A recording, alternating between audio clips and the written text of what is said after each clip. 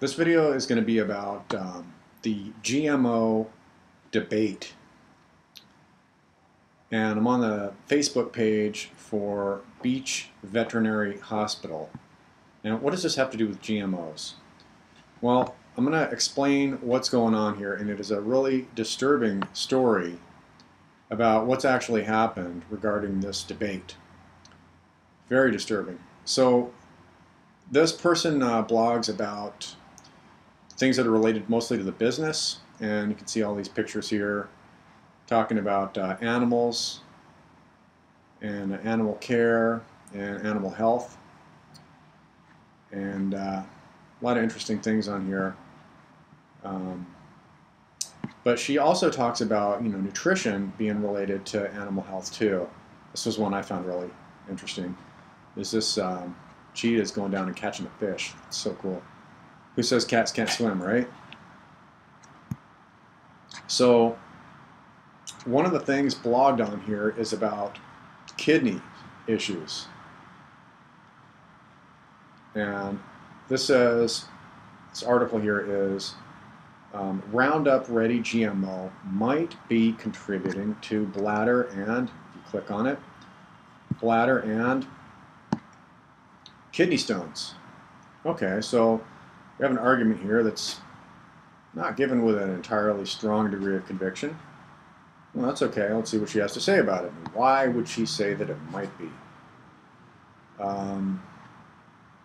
So basically what she's talking about is that kidney stones are caused by calcium oxalate. And that happens when there's calcium and oxalic acid in the body. That's what most kidney stones are caused by. The issue here that she's trying to bring up is that the diet is very strongly related to that, and not just because of the oxalic acid and calcium they're intaking, but that there's a bacteria. This is an anaerobic gram-negative bacterium called Oxalobacter formigenes. And what it does is it breaks down the oxalic acid. And if you break down the oxalic acid, that means there's not going to be as much calcium oxalate. So that might reduce the chances of kidney stones. So it looks like she's got a valid point here that, hey, maybe we need to look into this. This internal bacteria is an issue here. And then she goes further on to say that, well, we know that glyphosate is a potent inhibitor of anaerobic bacteria. And, well, what is Oxalobacter formigenes? It's an anaerobic bacterium that degrades oxalate in the intestinal tract. Okay, so if we inhibit this bacteria, and this bacteria inhibits or breaks down oxalate, then we're making it so that the organism is going to have more oxalate in their system. So that's bad. More oxalate, more kidney stones. And so we want to look into this. Is glyphosate going to be affecting this bacteria? And looks like it may be. So she's posted this issue about here. Now, the response that came back from this, if there was a response that says we're not even going to look into this, that would be, one response that they may take. Another response would be to say, well, we believe that this hypothesis is incorrect. Another response would be actually to just simply take a look at it and do an in vitro study incubating this bacteria with various different concentrations of glyphosate and Roundup, which Roundup has some different chemicals in it, adjuvants, that may also be affecting this as well. They didn't do that. Okay, so what did they do instead? Well, what they did instead is extremely disturbing, and I was really, really upset when I learned about this, because what they're doing is they're doing a group attack, and this is the GMOLOL group. This is a really big group. It's like about 10,000 people on Facebook, influenced by Kevin Folta, who is their scientist, who is promoting the GMOs through various different places, through the University of Florida, through speaking engagements that he does for biotechnology, and through the GMO Answers website, through all different places. He is basically, he's a GMO careerist. He does this. This is what he does. He's promoting the GMOs. It's a bit, well, I couldn't say it's all that he does, but it is a big part of what he does is promoting this. He's like a biotechnology rock star. Be a nice way to put it. If you think that a biotechnology rock star is a good thing, then that sounds like a nice way to put it. But you can see this group is really, I mean, look at this. The current news media made me think of, they're talking about, I mean, really, it's like really a pro-Monsanto thing here. They're really trying to promote this GMOs. And they go on all sorts of means to attack her, to say, well, insulin's a GMO, and therefore we can modify the food system because those are also GMO. Totally different technology, okay? We get off-target effects when you modify the food versus when you do specific gene splicing for insulin, which is done in a controlled environment in a laboratory, given by the doctor to the patient, specifically by the pharmacist to the patient, so that the patient can use the insulin. It's very controlled, okay, unlike the GMOs, which are just growing all over the place. So she's got some scientific arguments against the GMOs, and that's, she has the right to express those scientific arguments.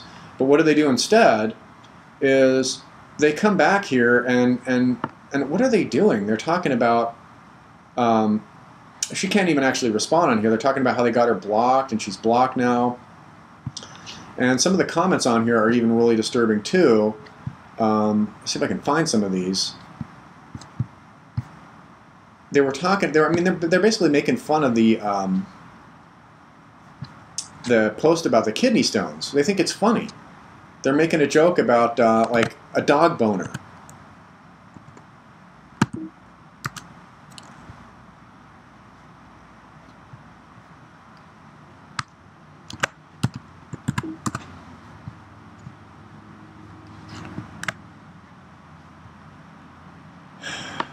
So here, here's the article about insulin and cheese-mosin, chymosin, is totally different from transgenic technology used in the genetically modified crops, and how Kevin Foode tries to use semantic arguments and appeal to try to blur the lines between the two and say, oh, well, it's all GMO anyway. And we're totally adding no insight into this and just blurring everything and hand-waving over everything, which is something that technical speakers will like to do, is hand-wave. But they've gone even further than that, is that instead of just getting her blocked from Facebook, and instead of just making personal attacks about dog boners on Facebook, and mob attacks and personal attacks on Facebook, they've actually gone, and they're on Yelp now, and this was really disturbing. Find this guy, Mike B. I just had it here. This guy made a totally false statement here about the veterinarian. He was talking about, well, I went to this beach vet hospital, and she was no good. And then I went to this other veterinarian, Belmont Shore, where I was diagnosed by Dr. Frank, and my dog survived. And then the doctor was skeptical and thought it was very odd and to get shots from Dr. Valikov, and that he mentioned that they'd heard complaints. So now this is really telling, because he's referring to Dr. Frank as a he in a couple of places in here, but this is Dr. Frank from Belmont Shore Hospital. It is clearly not a man. So these people are just like, they're not even making up good lies. Look at this, Mike B's profile. He's got 0 friends and 1 review. His only 1 review? Yeah, Beach Veterinary Hospital. Put 1 star and say that Ina Valikov is an anti-vaxxer, and that other doctors don't trust her. It's like a reputational smear to try to smear her professional reputation. Why? Well, because she is writing things that are critical about GMOs and glyphosate. Okay, so they want to take this into an issue that's not only personal, but is going to destroy her professionally, and that is totally not discussing science. So they're not discussing science anymore. Here's one other issue that I noticed is that Beach Vet Hospital, where we were talking about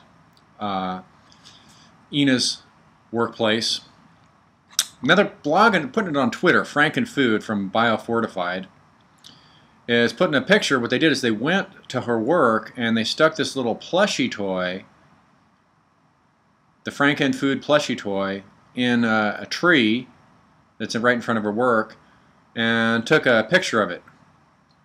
This is a bit of an intimidation factor when you consider that they're using this big troll group, the GMOLOL, and they're going on her Yelp, and they're going on her business Facebook to troll her with the GMOLOL. They're going on her Yelp to make personal attacks and false claims, and now they're actually physically showing up at her workplace to post this picture of this little plushie toy that they went and stuck in the tree and took a picture of it just to say, yeah, I'm right here at your work.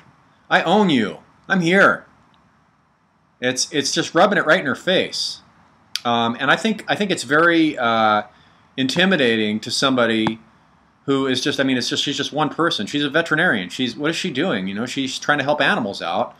And what does she see? She sees a lot of kidney stones. And she's like, why are we seeing so many kidney stones?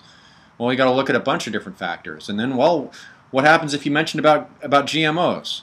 Well, what happens? This is what happens. They come to your work, and they're not going to come to your work if you're an idiot. If you're just going out there with a sign and saying, "Hell no GMO," they're not going to come after you.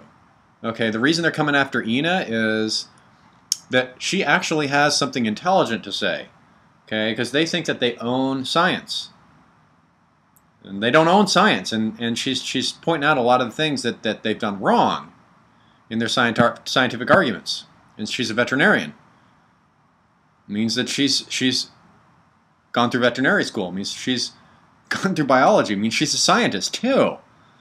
Okay, and in regards to animal health, which is more relevant than somebody who is plant scientists. Okay, so human health is more relevant to animal health in the effects that may be seen in animals than plant health is. And what is Kevin Folta? He is a plant scientist, and all these people that are for the biotechnology are really dealing with agriculture or plant science and not really necessarily concerned that much with toxicology or the synergy. But this is really, I feel, something that I think needs attention, is going to her workplace and putting the plushie toy, taking a picture of it, and putting it on the internet. It's another way to put some intimidation and put the pressure on and get her to stop. And that's really what they want to do. They just want to shut her up. You know, they want her to stop. I think Kevin was even saying about this, that he wants her just to stop. I'd like to see her just cool it. That's my wish. So he wants to get her to stop in any way that he can. Okay, if they can get her blocked on Facebook, if they can intimidate her on Facebook, if they can you know, push up against her work and give her a lower Yelp review, if they can go to her workplace and let her know that they're there, anything that they can do to shut her up, they're going to do it.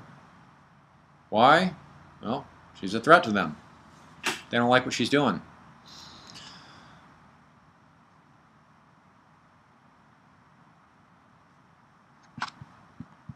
One other thing that I could say about this, this is just a little bit of an aside, is that Frank and Foode actually, I have a little experience with my own account, is that I was blocked when I made a rebuttal to a post that Frank and Foode had made, and that GMOs, something to the effect of GMOs were going to help the climate out. So GMOs are good for the climate. And the response that I made was to the fact that this large-scale agriculture contributes a lot of greenhouse gases that are much more potent than CO2. We've got nitrogen dioxide and nitrous oxide. Actually, Frank and Foode got confused about the two different things between nitrogen dioxide and nitrous oxide, and clearly demonstrated that he had done no looking into this at all, because they were just basically, going through the typical things that they say, echoing the talking points. GMOs are going to feed the world and stop global warming, and it's all good. Okay, which is the same type of hand waving you'll see at any public relations organizations. They do. So what did he do? He said one of those talking points, and I said, actually, there's a lot of nitrous oxide that is a result of this large-scale agriculture that is directly related to the GMOs, and that's contributing quite a lot of greenhouse gases. Do you really think that GMOs are stopping global warming? And then he got confused, and then after I pointed out that he was confused, with no swearing or nothing, I didn't insult him personally, I didn't insult this little cartoon personally, but I was blocked. The reason that I was blocked is because other people saw it, okay? So he had no way to come to my workplace because I'm posting this through GMOTruths, okay? So who the heck is GMOTruths? Well, he doesn't know, So what's the best thing to do? Well, they can't really come to my workplace. They can't intimidate me in any other way. They're losing arguments online. Block him. We don't want other people to see that we're losing arguments to GMOTruths. Well, I got a response on the original draft that I made, and I'm going to be making a rebuttal to that. So the response that I got from Kevin Foode is that he didn't want me to be calling him a ringleader of the GMOLOL group, and he says I only chime in now and then. Okay, so that's good. So I agree that was a totally wrong choice of words, and that's why I edited that out of this video, which I'm re-uploading, and because it was totally wrong, I shouldn't have said that. And the other thing that I want to say is that Kevin's actually distancing himself somewhat from this group. My personal opinion is that he seems to be highly influential towards all of the pro-GMO people, and it's good to see that he's distancing himself from this group. So I don't really have any respect for any of the garbage that I saw on there, on that GMOLOL group. And Carl actually had some good things to say too. Carl says that Biology Fortified has absolutely nothing to do with the attack on Ina's business reviews, nor did I.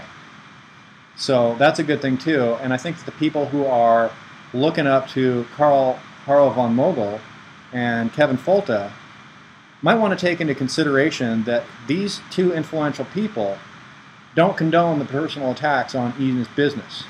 Now, the second thing that I want to add to this is that is the personal attack, the attacks on Ina's business, on that Yelp review. We're saying that she is, sounds like she's trying to take the animals in the back room and pretend that she's vaccinating, and then not actually vaccinating, and then the other doctors are skeptical. Good keyword there, skeptics.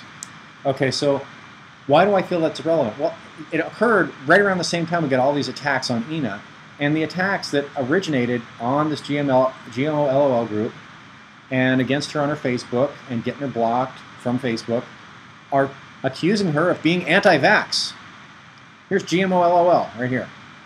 And this guy, Matt Ryan, comes right out and says that she's anti-vax. So if you put all these things together, she's getting attacked by all these pro-GMO people. She's getting labeled an anti-vaxxer, which is totally not true.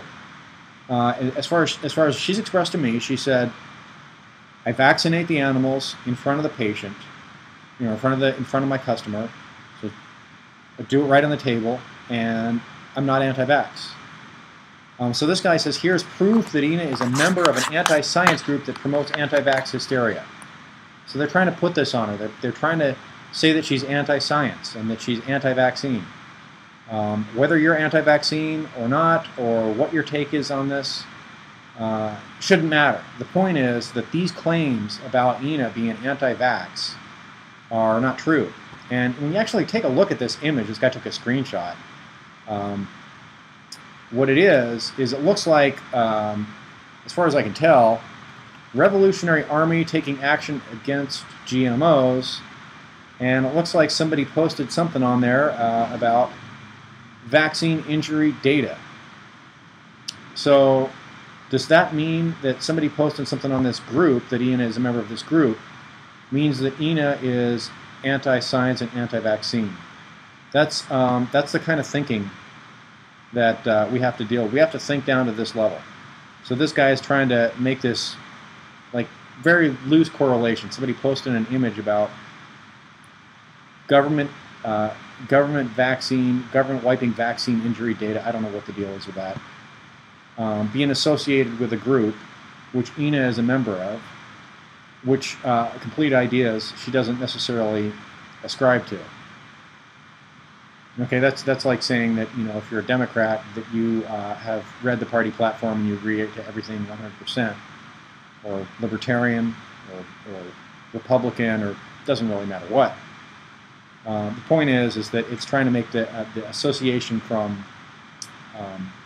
it's a group association fallacy. You're one of them. So thanks for watching this, guys, and I really hope that we can get the word out on this and really expose, like, you know, this is not acceptable behavior, and that people should have the right to be able to talk about these issues and not be intimidated. And I feel that the tactics that are being used against Ina, when taken in the big picture, are intimidating. And I don't like to see that at all. I'm a little bit hesitant myself to get involved in this because I don't want to deal with a legal issue myself. You know, what happens if, you know, somebody gets a lawyer and says that I made a false claim about Kevin Folta being a ringleader, and now they're trying to sue me for something. I don't want to get involved in that either. But I do want to get this message out, and the point that I'm trying to make here is that what happened to Ina is wrong, and she has good arguments and valid arguments. They may be incorrect. Her hypothesis about the anaerobic bacteria may, in fact, not pan out, but it's definitely worth testing, and she has definitely a right to talk about her observations as a veterinarian and her scientific insights into this regarding Oxalobacter formigenes and all the other things that she talks about. She has a right to do this.